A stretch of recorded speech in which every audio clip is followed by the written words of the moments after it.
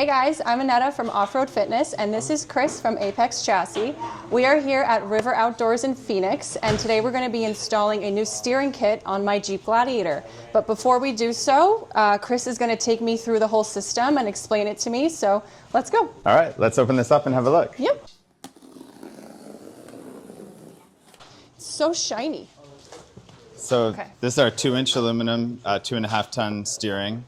That's solid aluminum, 7075 T6 aluminum. And then we've got our tie rod ends and our drag link ends and all the instructions in the middle here. All right, guys, so we've got everything laid out here on the table that you need to do this install. We've loosely fitted the tie rod and the drag link together here. We've installed some anti-seize inside the center links on the tie rod and drag link. We've got a large torque wrench here with our jam nut wrenches. So this is how we're going to torque everything together. And you make those, right? We make, well, yeah, actually Motorbuilt makes these for us. Okay, cool. Yeah. Nice. So we have all the different sizes for all of our steering. Got it. We've got a torque wrench here with a 7/8 driver on it for the tie rod ends and the drag link end castle nuts. We've got an Allen key here for the set screws and the jam nuts. Got it. Another wrench here just to help us hold these steady while we torque the jam nuts into place. Okay.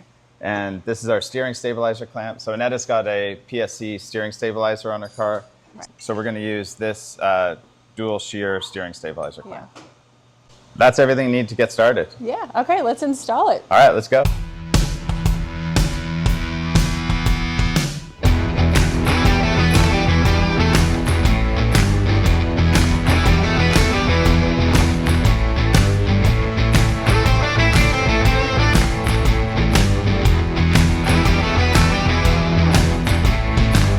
So we've got the tires off. Now we're going to remove the PSC hydraulic ram. So I think to start with, we'll lube everything up.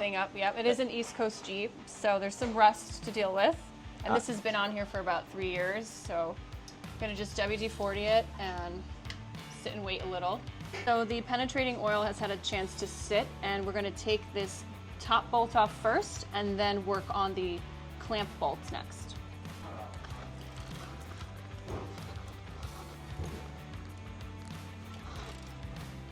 New York corrosion, but it's coming.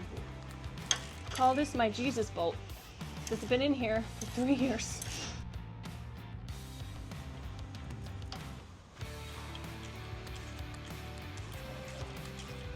This is so much easier if I just do it that way. Lefty, loosey, got it, okay.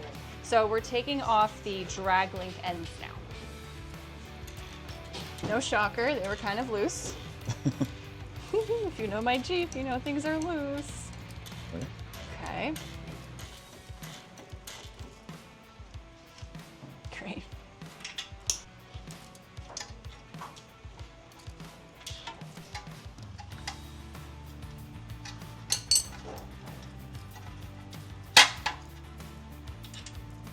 Easy.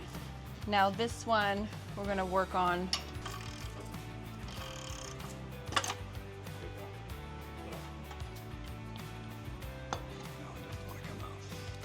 Do we need to go?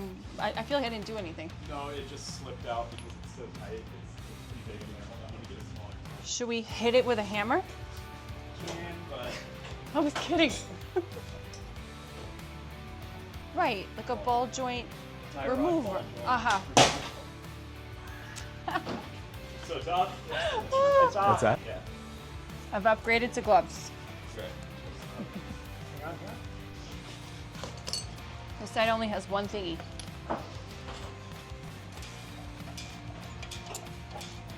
There's one nut, there's the washer, and that was easy enough. Okay.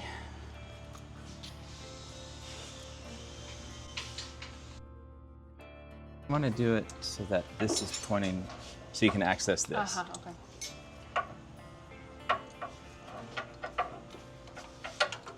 What if it doesn't want to go on? Or is it just... Try it like that. Yeah, you'll be able to access it there. Let's see. There we go. It is out.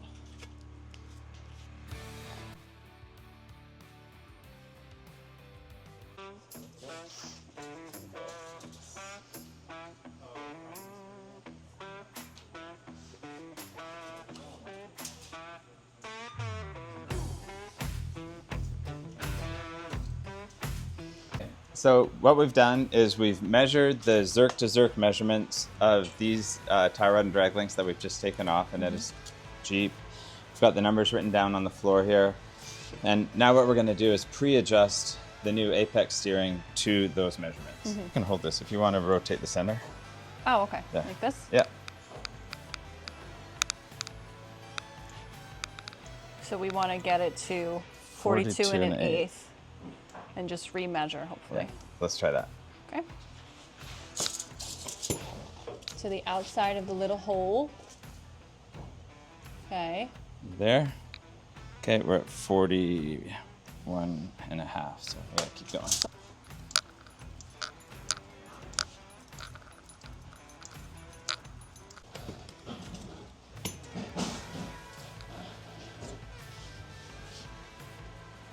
Oh, and we went too far. Okay, what are we at? So we're at 41 and 3/8. So we're gonna go in just a little bit. All right, so if you end up with some NTCs underneath where the jam nuts are gonna sit, just clean up the threads a little bit with some brake cleaner to remove that, and that helps the jam nuts jam. And we'll do the same thing on that side.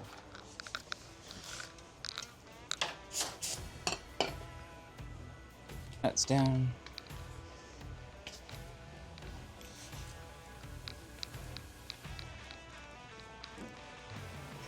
And this one is ready to install. Wait, we're almost there actually. Are we? We're at 61 and 3/8. Okay, So we have to go in. in a little. Right. I'm getting the line to the center of the screw stop. The line's going to be just outside of the screw. Is that right? Yes. Getting better? No, wait. Which outside?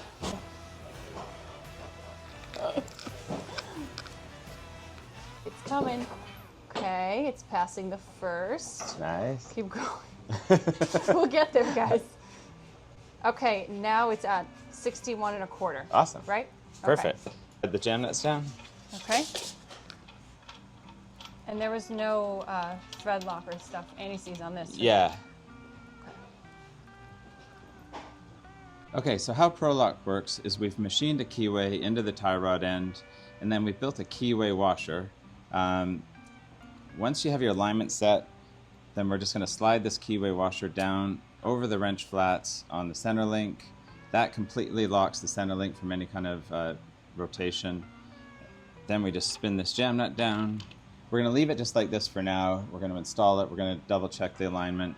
And then we're going to torque this to 150 foot-pounds and then set these set screws in to completely lock it in place.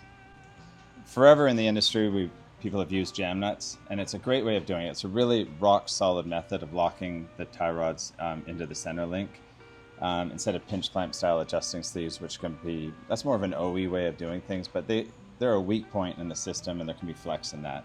So this is a much more solid method of doing it. Downside to jam nuts is they're notorious for backing off. So you're constantly redoing your alignment. So this completely eliminates that problem of jam nuts backing off.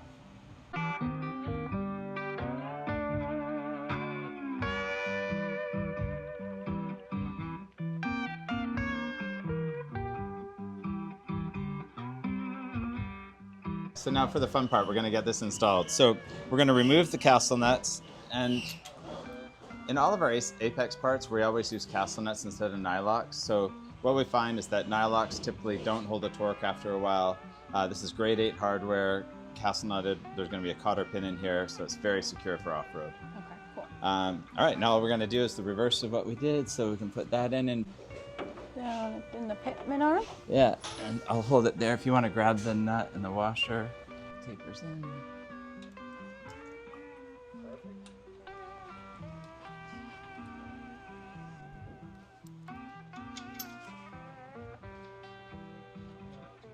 Everything's attached. Now we're just going to torque down these castle nuts. Easiest way to do it to start with is just with this to get it snug, Okay. and then we're going to switch to the torque wrench. Okay. All right. Got it. He's supervising.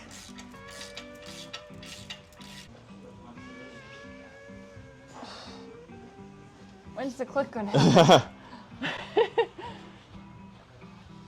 There you go. That was the click? Yeah. Okay. Nice. Okay. Hide your cornetta. I'm trying to tighten my coil again. Okay, you were there. there. Yeah. Oh, I was there. Okay. Yeah, you were.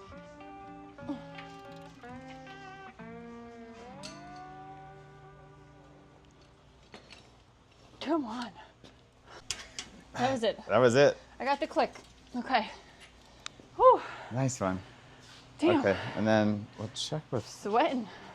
So we are done torquing to about 75, but if it doesn't quite line up, you can get it up to 82. That's the threshold. But they're lined up right now, so we're going to go ahead and put the cotter pins in.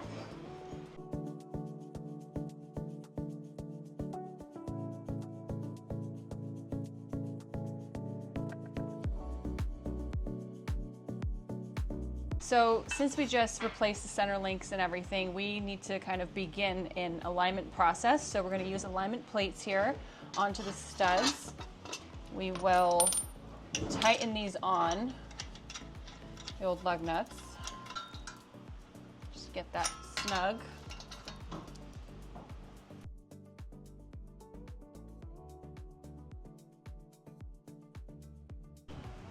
Just put it. Oh no. Oh. Sorry, I thought you said let it go? No. All right, hold that.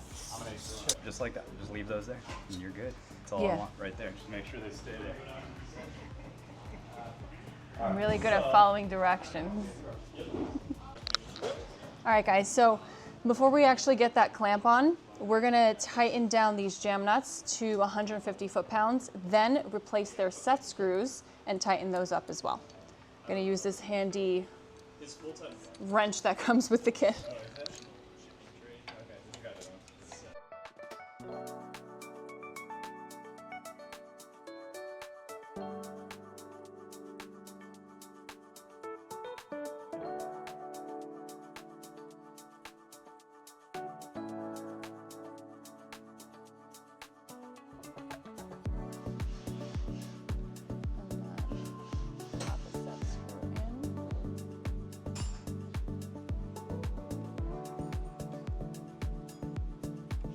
We've got the clamp location marked off, Yeah.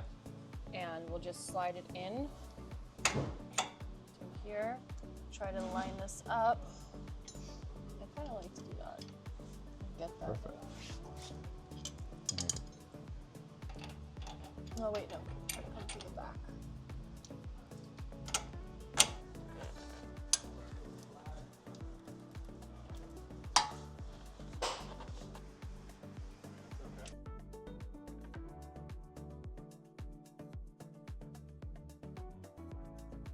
Okay, we're in the home stretch. Everything is torqued down, and it is just about time to get the wheels and tires on.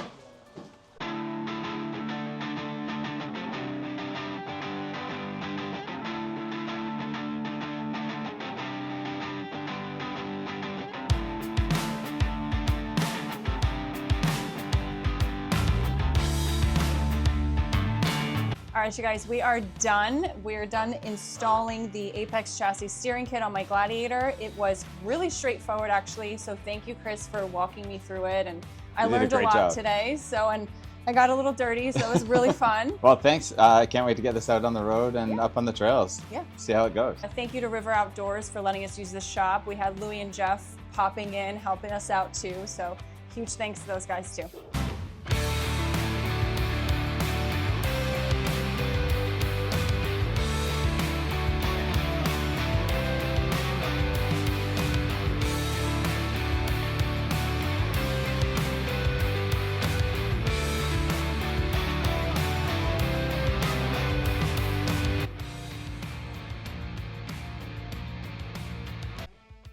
Hey guys, we're up here at the top of Broken Arrow in Sedona, Arizona.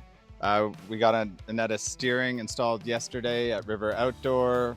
We drove up to the top of Schnebly, came down Schnebly, through Broken Arrow, gave it a good test run. What do you think? That was an amazing trail, and I feel like I got to get really technical with the Jeep today, and the steering felt so good. It felt very responsive, and there's a lot less steering wheel dead space almost. So especially on some of the climbs and some of the tight turns, because this Broken Arrow trail, it's very, very windy. So I felt in full control the whole time. And yeah, just a lot more confidence behind the wheel, especially on some of the harder obstacles that we just did. That they just spotted me up. I was like, you're a lunatic, but we did it, and I'm super happy with it. Excellent. It's been an incredible day. Yeah. We've got a couple more runs to do, and then we're heading home. Yeah, hell yeah, we're going camping. Yeah, going camping. Yeah. So the full-length video will be up on my YouTube, The Off-Road Fitness, and if you want to check out these awesome steering kits, go to apexchassis.com, and those links will be down below.